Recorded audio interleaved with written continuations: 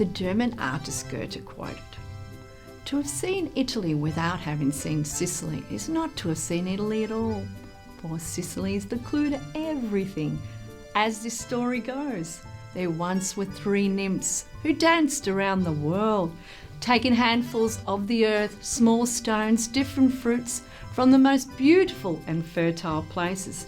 They stopped in a region of the universe that had a particularly clear blue sky.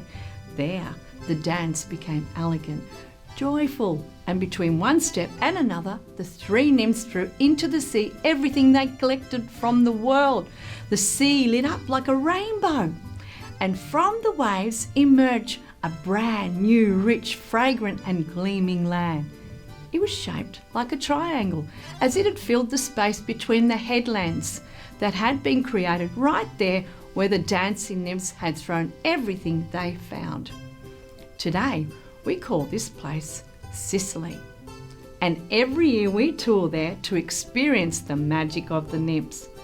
From cooking local dishes, sailing along Palermo, art tours, the teatro and more, so join us, won't you?